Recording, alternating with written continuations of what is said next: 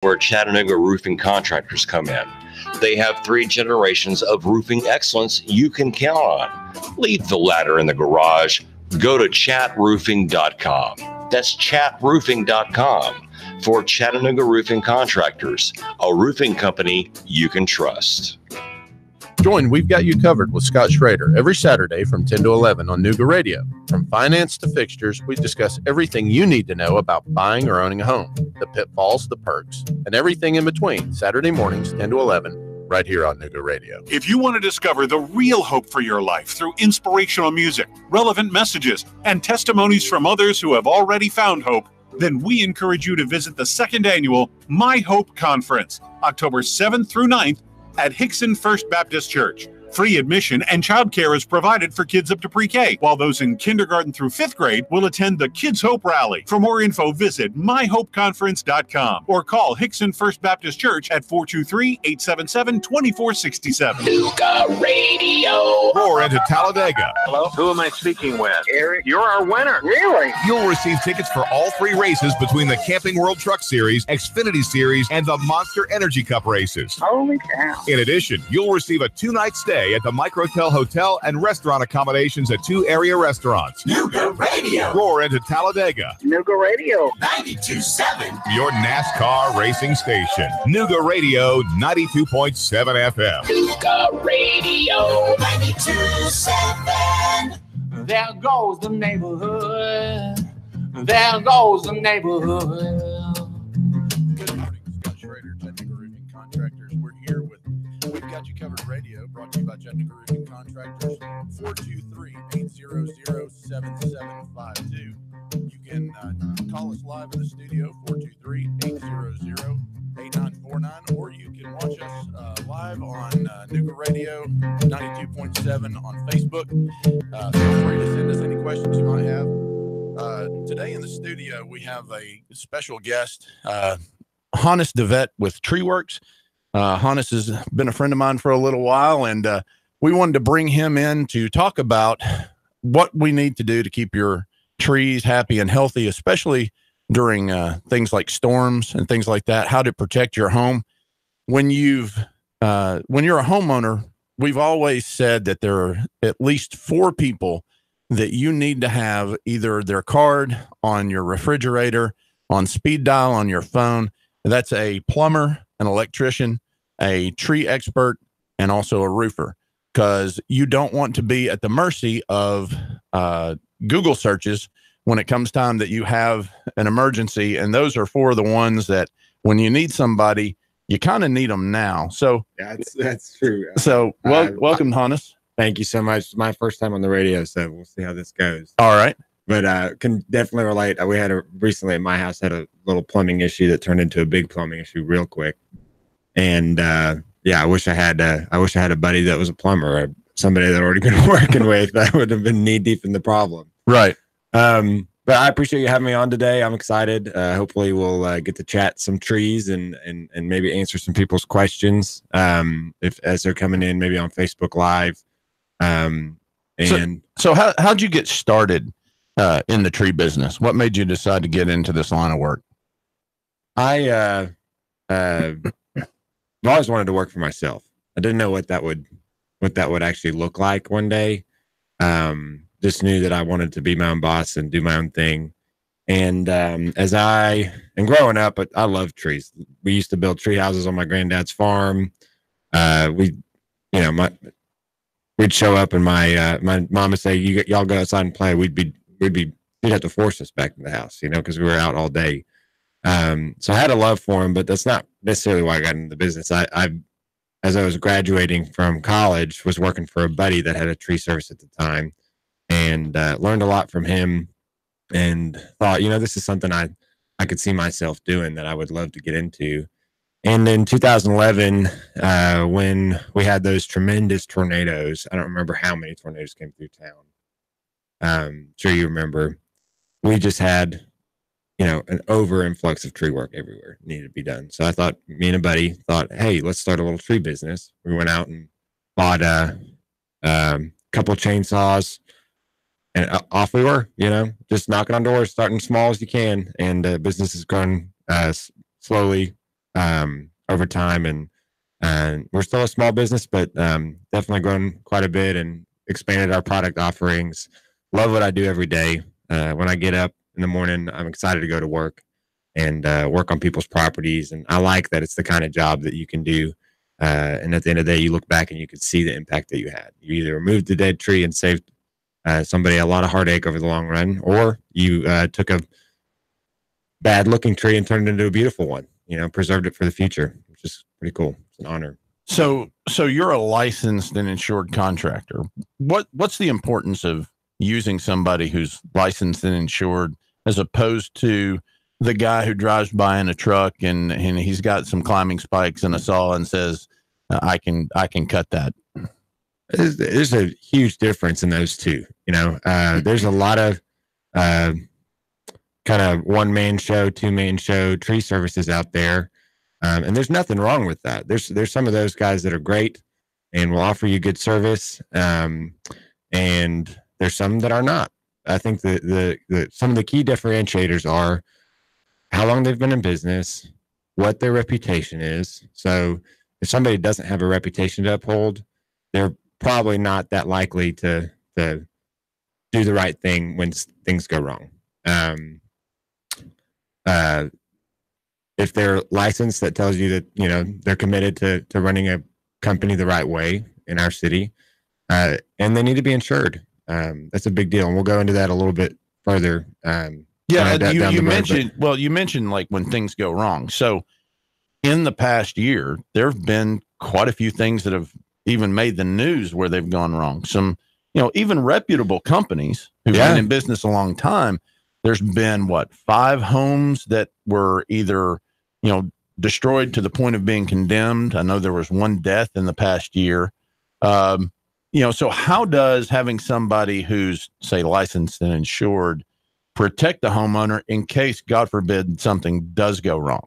Exactly. And you hit the nail on the head there. The tree service business is an extremely dangerous business. It's one of the most dangerous out there. Workman's comp rates are some of the highest, and other than roofers. Yeah, I think you guys are the only ones that rival us when it comes to insurance rates. Yeah, so you understand how that game works. So every day when we go to do our job, you are facing a dangerous situation. You know what I mean? So you're already fighting an uphill battle. You're removing tons and tons of material from very often postage stamp little backyards.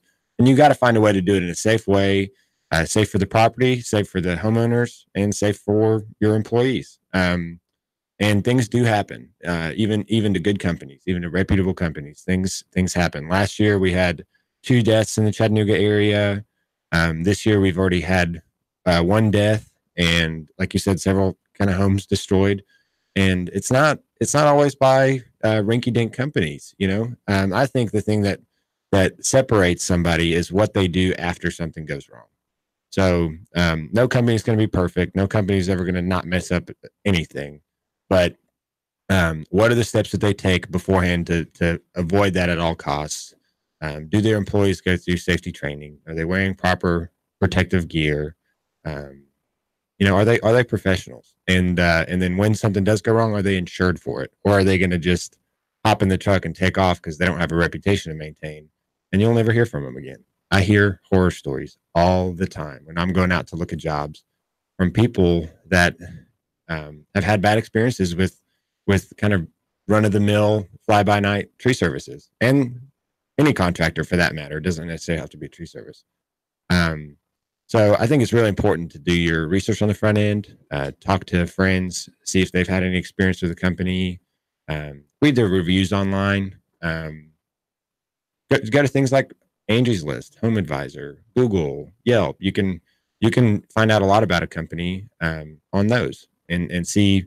A lot of times you'll read a company's reviews and a client will talk about something happened that was bad and they fixed it and how it ended up being a good experience. That tells you a lot. If that happens on your property, they'll probably back up their work. Yeah. Our guest in the studio today is Hannes Dewet with TreeWorks. His number, 423-451-6388. I'd encourage everybody to keep that number handy, 423-451-6388.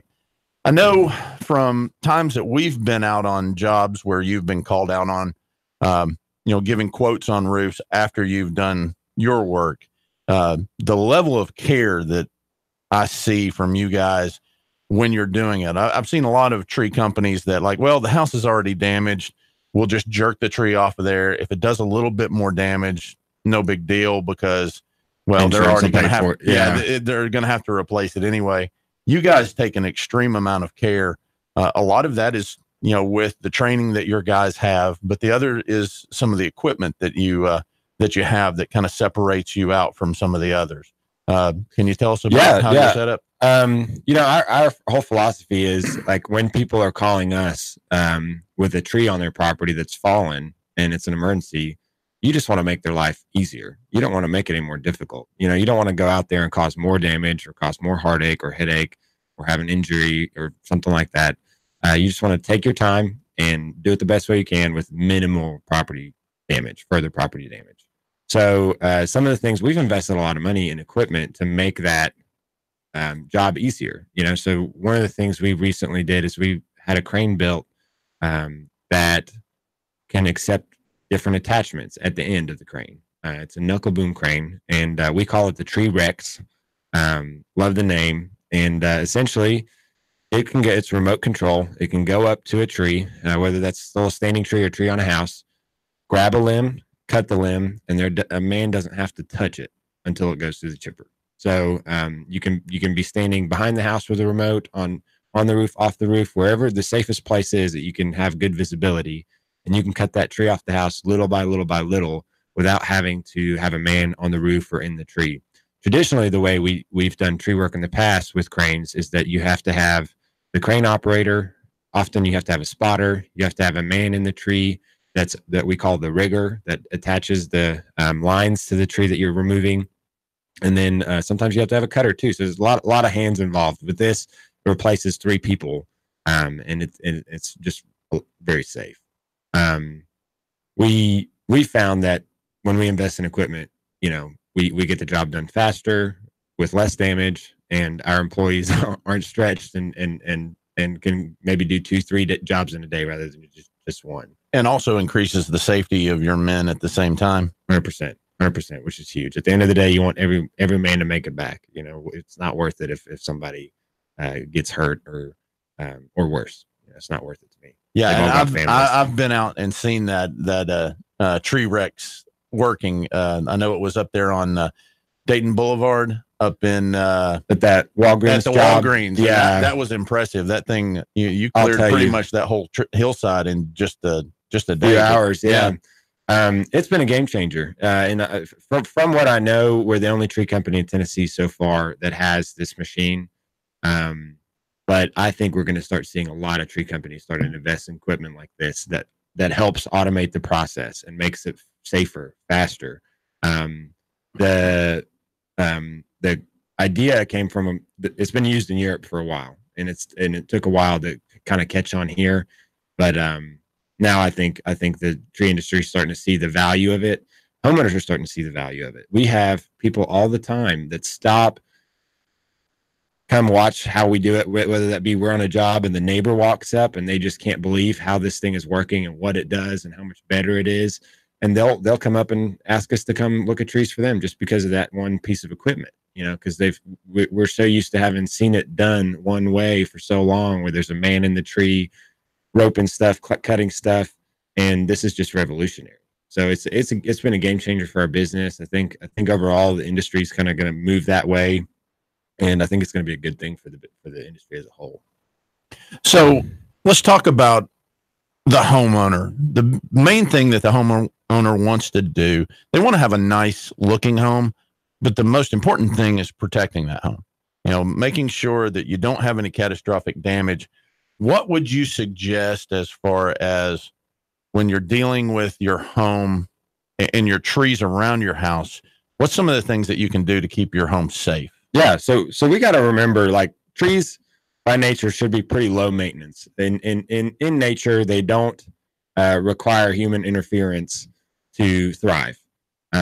In fact, it's because of human interference in our development that often they need more maintenance. They in nature. They grow in groves. They can share wind load. They compost their own leaves in the fall, which fertilize them for the next year. And it's just a different environment when you're talking about kind of an urban setting in a neighborhood around the house. Totally different. They're having to deal with compaction, soil compaction, root damage, construction, driveways, concrete. Mm-hmm. It's just a whole different ballgame. So I would say overall, it's important that every year, especially in the season changes, you just kind of walk around the yard and you take an examination of your trees. In the spring, it's great because you can see which branches leaf out and which ones don't. And then the fall is great because you can see which ones are starting to lose their leaves faster. Any fungal infections and stuff like that become very apparent in the fall. And look for things. I usually, when I go out to a client's property and I'm looking at their trees, they've called me for an evaluation. I start at the top of the tree. I look at the canopy of the tree and see how good the leaf cover is. Is it sparse? Is it full? Is it green? Is it kind of more off green yellow color? Mm-hmm. And are there any dead branches up there? You know, one of the things we look for is tip dieback in the canopy to see if the tips of the branches don't have new growth. If they look like there's some what we call witch's broom, just like little sticks, and they don't have leaves on them, that's not a good sign. That's a sign of a tree that's kind of dying back for whatever reason. Doesn't mean it's dead. Doesn't mean it has to be cut. Just means that something's going on that we need to take a look at a little deeper, see if we can prevent problems in the future.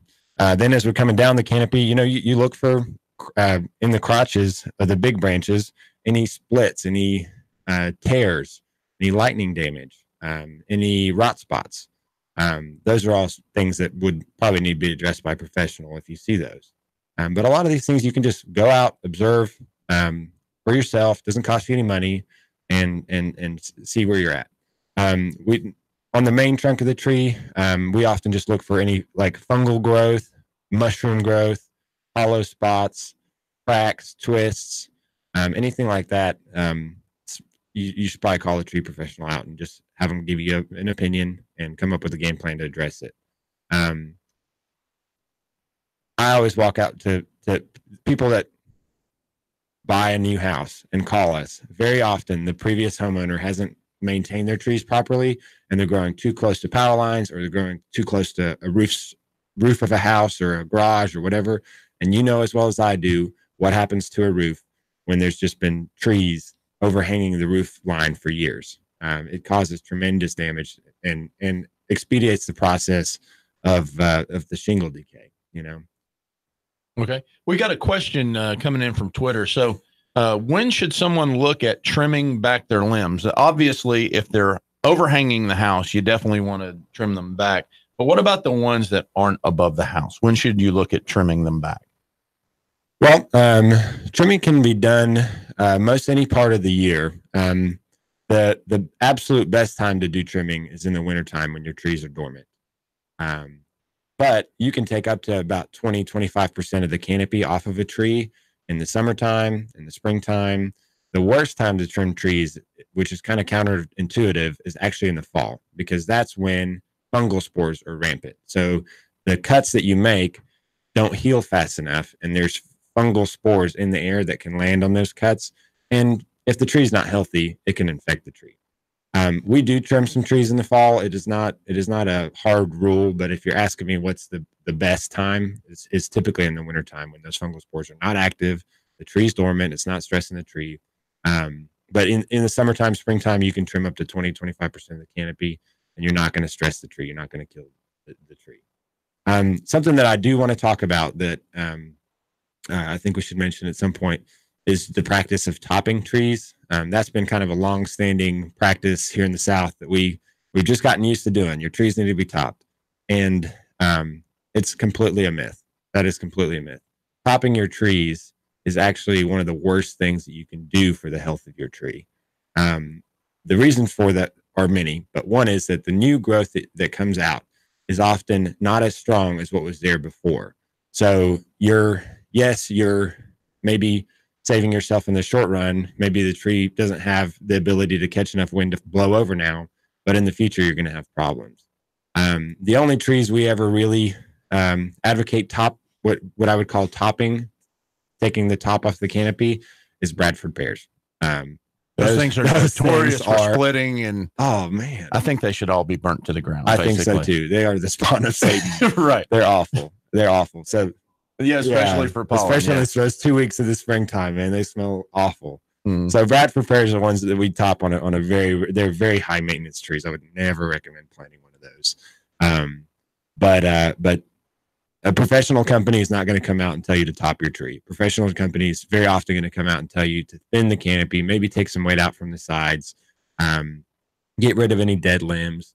That is a way that you can kind of make your tree be able to withstand a storm without having to take it to a point where it's an unhealthy tree. It costs you money over the long run. At the end of the day, that's what we're all looking to do. We wanted to protect our property.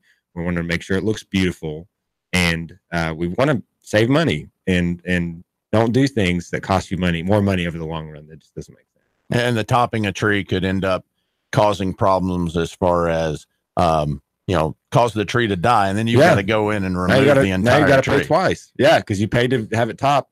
Now you're having to pay to remove it, which is just silly, but a professional tree company will give you good advice. I would say if you're ever working with somebody that recommends that you top a tree, there's your sign. Get a second opinion. There's your sign. Yeah, 100%. Get a second opinion. Get a professional out there and take a look at it and give you some good advice. All right. This first segment's been very informative. I've learned some things, especially about that with the talking about not cutting back trees in the fall. I thought that honestly that would have been a good time to do it. I thought that maybe you wouldn't want to do it in the spring, but what makes sense is protecting the tree from fungal growth and things like that. We'll get back into, when we come back from the break, we're going to get into some things as far as what can we do if we see a tree that's starting to die? Is it always a reason to go ahead and cut? But so thank you for joining us here for the first segment. This is Scott Schrader with Chattanooga Roofing Contractors, bringing you We Got You Covered Radio. Remember, you can give us a call in the studio, 423-800-8949. We'd love to be able to answer your questions, and we will see you back for the second segment here shortly.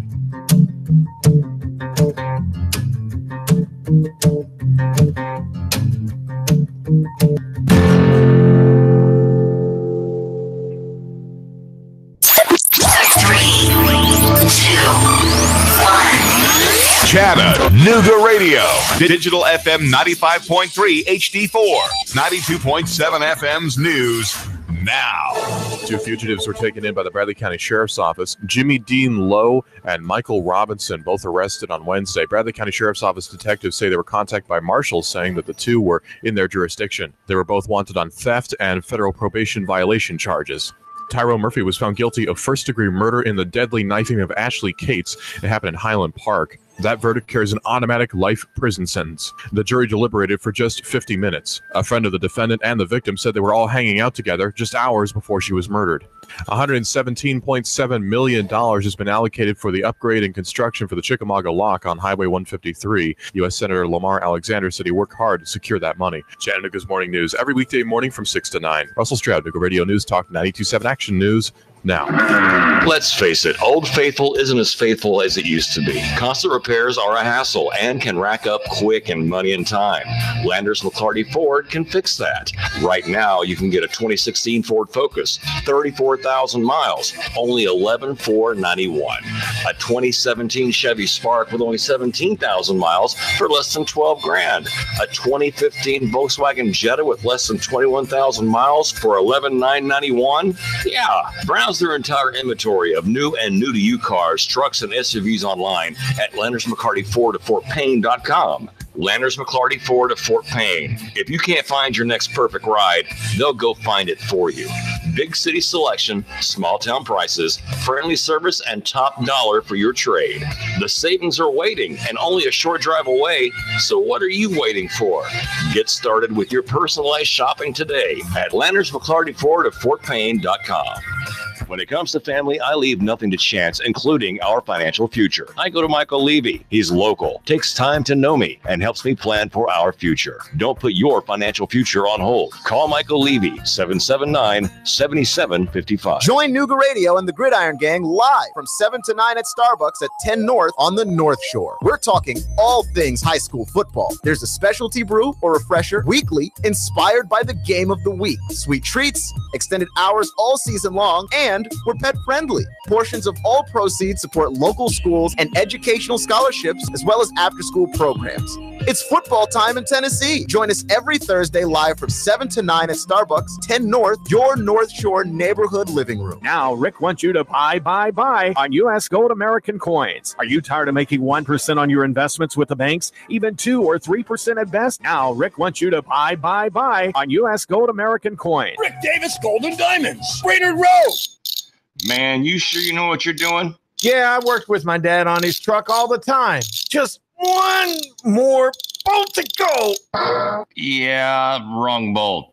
Today's truck ain't your daddy's truck. For repairs on today's vehicles, you need Amco Transmission and Total Car Care of Chattanooga on Lee Highway. Stay on the road, not in the garage. Amco Transmission on Lee Highway. Get it done the right way. The Thompson Pet way.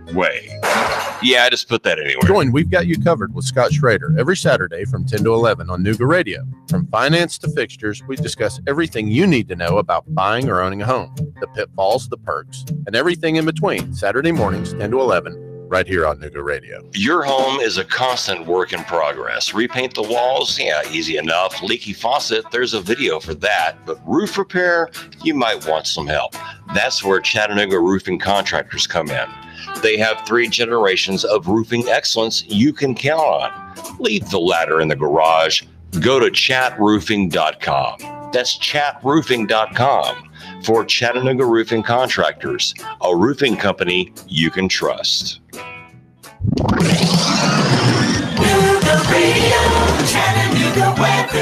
Expect mostly sunny, breezy, and hot weather out there through your afternoon. Highs near 90 tonight. Increasing clouds late, lows near 70. For Sunday, lots of clouds, not as warm, with a few scattered showers, highs of around 80. Back into the lower to middle 80s on Monday.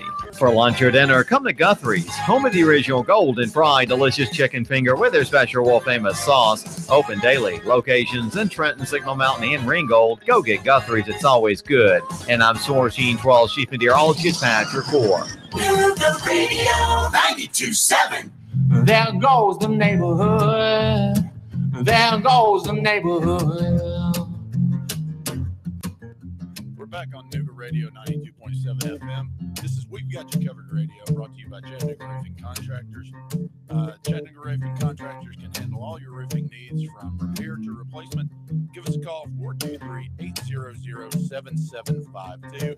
In the studio again, we have our guest, Hannes Dewet with Tree Works. You can reach him at 423-451-6388. Believe me, that is a number that you need to save, especially now during National Preparedness Month.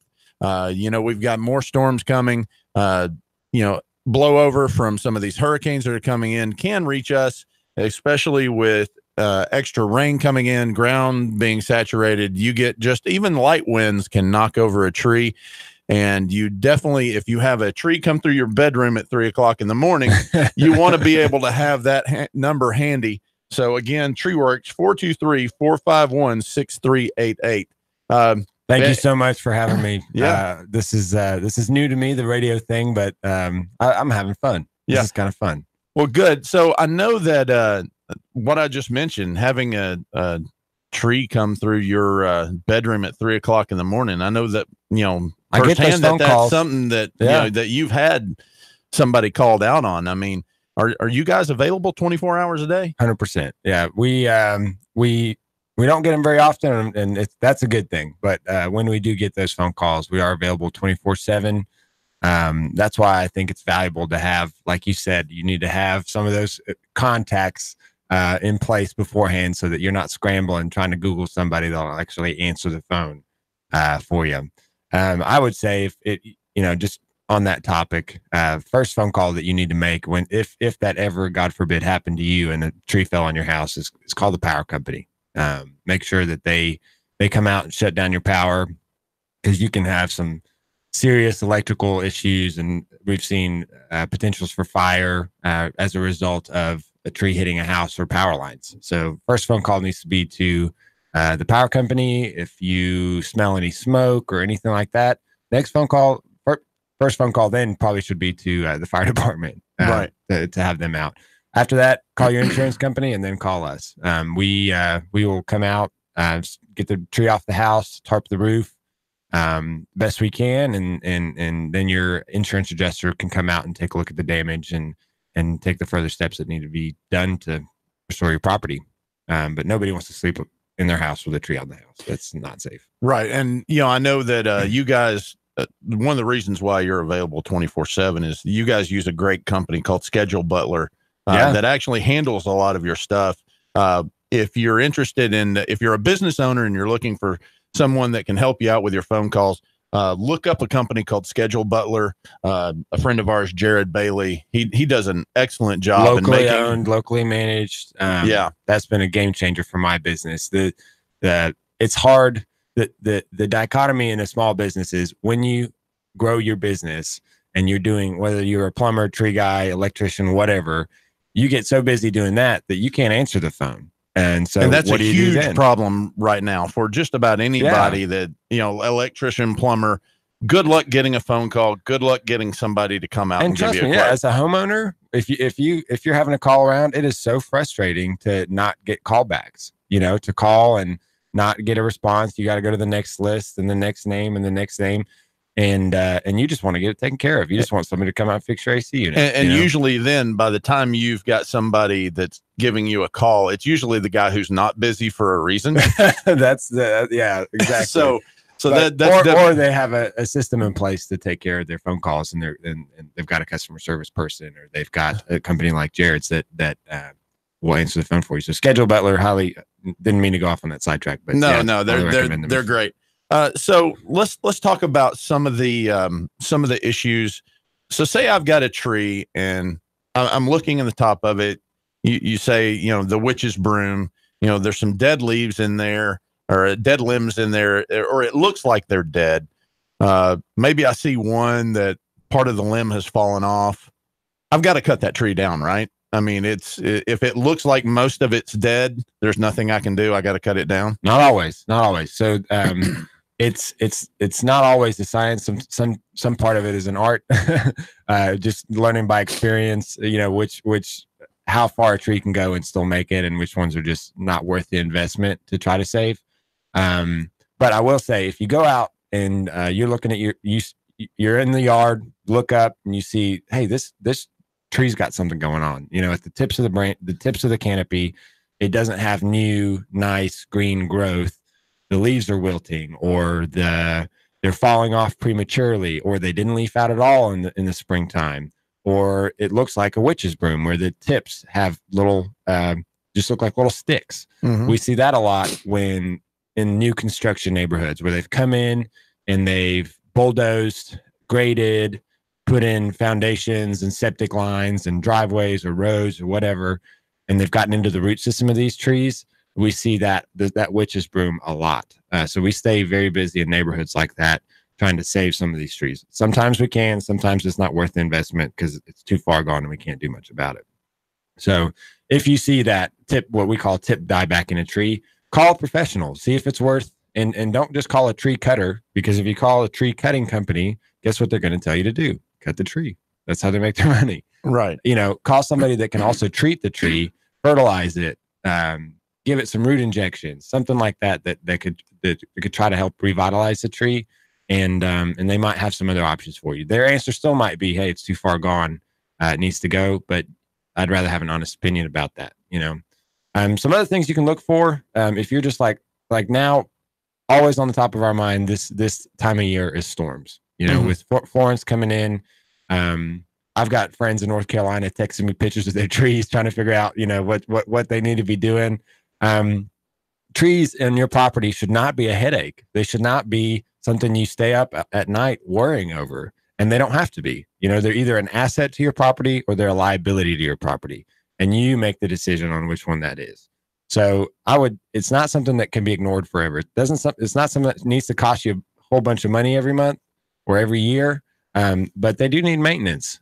So have an annual inspection done of the trees on your property.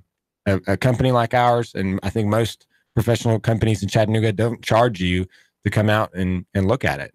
Have an annual inspection done. Figure out, a game plan. If there's a tree that needs treatment, that's something you need to get ahead of. Otherwise, it's going to cost you a lot of money removing it down the line. A lot of times, we talked earlier about topping trees. A lot of times people assume that if you top a tree, now it's safe in a storm. That might be true because it doesn't have any more leaves, so it's hard for the wind to blow over a stick.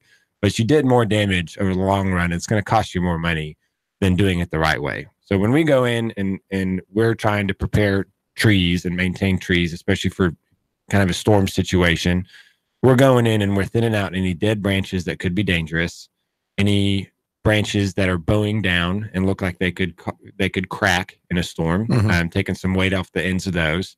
And we're thinning out the inside of the canopy. We're maybe raising the canopy. And what that does is it reduces what we call the sail effect. So it's not as big of a wind sail that's catching all this wind. It's letting some of the wind kind of through. And it allows the tree to sway naturally and respond the way it was designed to do in a storm. And it makes a huge difference on your tree's ability to withstand high winds, a lot of rain, that kind of thing. Great. I know, when we're talking about thinning out some trees, you recently did a job for us. We brought you in to a property where we had re-roofed a pretty large house up on the Signal Mountain. I remember that. That was a beautiful house. So what we came in, Home Depot had given them a quote for probably about $6,000 more than what we charged on the roof. So for what we gave them on the roof, they were able to get their gutters redone, their trees thinned out, and had a new roof put on. So that house had a lot of limbs overhanging the roof, a lot of shade on the roof, which caused algae growth. Can you just give a little bit of the reasoning behind, thinning some of those back? Yeah, I mean, of course, you're the expert in that, but it's you don't want moisture staying on your roof. It doesn't matter what kind of roof it is. That's not a good thing. You don't want moisture staying on your house. You want it to dry out. And when you've got branches that are overhanging, low hanging on your roof, the sun will never reach that spot on your roof. It will grow mold or algae, mildew, and the shingles will have half the lifespan, if that they were designed to have. And not only that, but now you're going to have issues with your gutters, which cause even more problems and water problems. So it's a good idea to have. I'm not saying you can't have any branches overhanging your house, but they need to not be low to the roof line. They need to be higher up. So I wouldn't come in and do what the power company does and just straight line cut them away from the house, but they don't need to be anywhere within 15 foot of the roof line. Yeah, I would definitely agree with that. Also, things that are getting close to the roof, limbs moving back and forth, can remove granules and actually wear holes in the roof itself. We had a question come in through text. So what are the best practices for trimming low limbs without doing long-term damage to the tree? If we're talking about like a hardwood tree, like an oak tree, or if we're talking like a maple tree, you don't want to take that canopy up more than a third of the height of the tree. That's kind of the natural rule, Okay. So we'll often come in and remove those lower limbs, but don't take it much higher than a third of the tree unless it's over a structure and you need to go a little higher than that on that side. So, but best practices are when we go in and we cut a limb, we try, if we're removing the whole limb, we cut it back to the tree. We don't leave a nub. And you don't flush cut it with the tree. So this is something, if you're a homeowner and you're listening and you want to do some trimming on your own trees, which you totally should and could. If you're removing a kind of a large limb and it's got what we call a root collar, which is kind of an elevated area around the base of the root, don't cut that off. Cut it to that root collar, but not flush to the trunk of the tree. If we're not removing the whole limb, then we try to leave some green on that limb. So we'll pick a little limb on the main limb that has some greenery to it, and we'll cut it back to there. That way that limb can still photosynthesize, make energy, and it's not going to die back. Okay. So say we've gone in and say we've got a house that either it's a new house and they had come in and cleared out all the trees before they ever built the house, or say I've come in and I've cut back some trees. I don't like the amount of sunlight that I'm getting through and I want to plant something new, or I just want to have something in my yard that's going to make the yard look prettier. Yeah. Right. Yeah. Can you guys come and give us advice on which trees we should put in? Because I know 100%. not all trees are good in certain spots. Absolutely, I know willows yeah. are bad around drain lines. Because they're going to be looking for that water. They're yeah. looking for what. Yeah. So can you guys advise on 100%. what to do? Yeah, we can definitely come in and give you some suggestions. Usually when I go and I get that question from a client, I'm trying to figure out what their goal is first, if they want something that's more ornamental or if they want something that grows nice, big, large shade tree in the yard, and we'll start from there. We'll also figure out what can your yard actually take. You know, you don't want to plant a tree that's the wrong kind of tree for that area, because it will either do damage or you'll end up just having to have it removed when it grows to any size at all. And then you'll be starting this whole process over again. If you start with the right tree, not only will it save you money, but then when it fills that area that you wanted to fill, you can leave it and it's a nice tree. You don't have to think, oh, well, now I got to continually prune it back just to keep it the size that I need it to be because it's too close to the power line and too close to my house or whatever it might be, too close to the pool. So we look at a few things. Obviously, our hardiness what it can withstand. I'm not planting a whole lot of palm trees around here. Right. And then we look at the space that you have, the size. That's huge. You want to make sure that you're not planting a tree that's going to grow too big for that spot. And you're looking at soil, what kind of soil you have. If it's wet, if it holds a lot of moisture, we're going to plant things like willow or river birch or maybe bald cypress.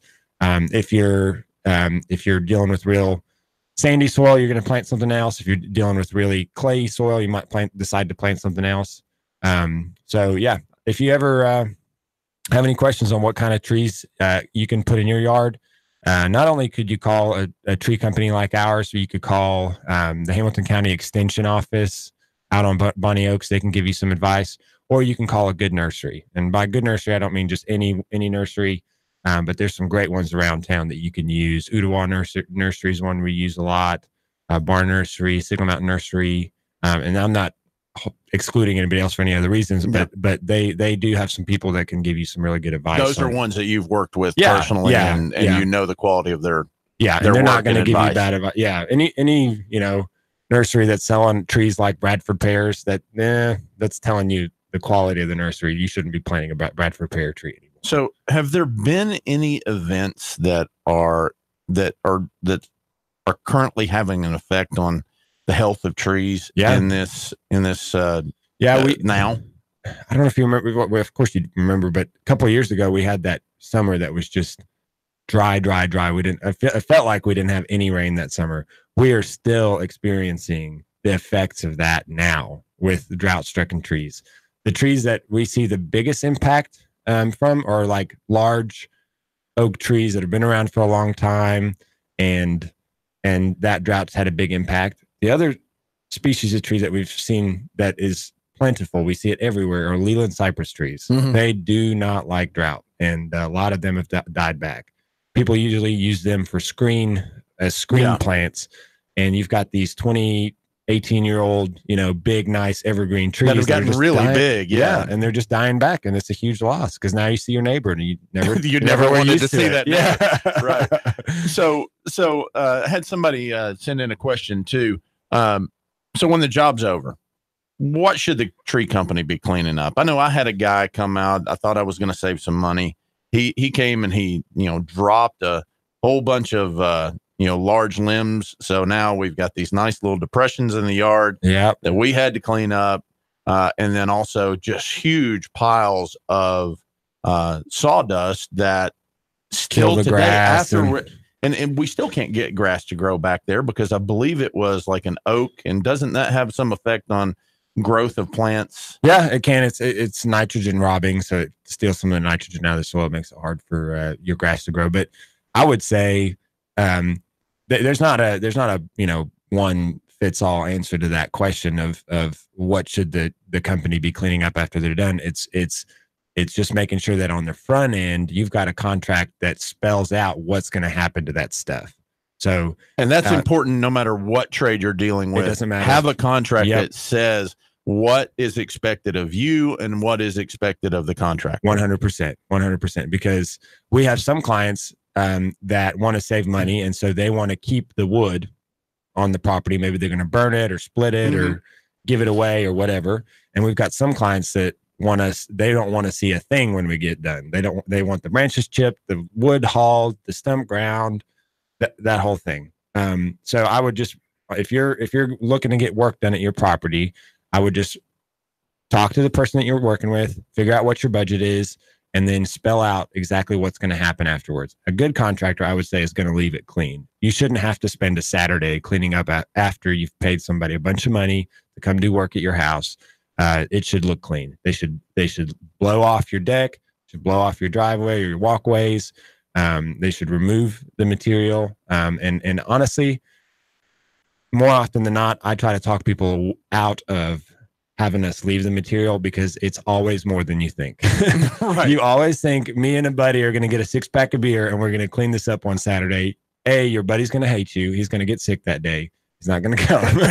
Right. And B, you're going to waste 4 weekends trying to clean up after this because you don't have the equipment, you don't have the manpower to do it yourself. So, and I try to steer people away from trying to do it themselves, but sometimes budget just directs that's what they're going to do, and that's totally fine. Right. You know, if you're, can we talk about stump grinding for a minute? Sure. Yeah.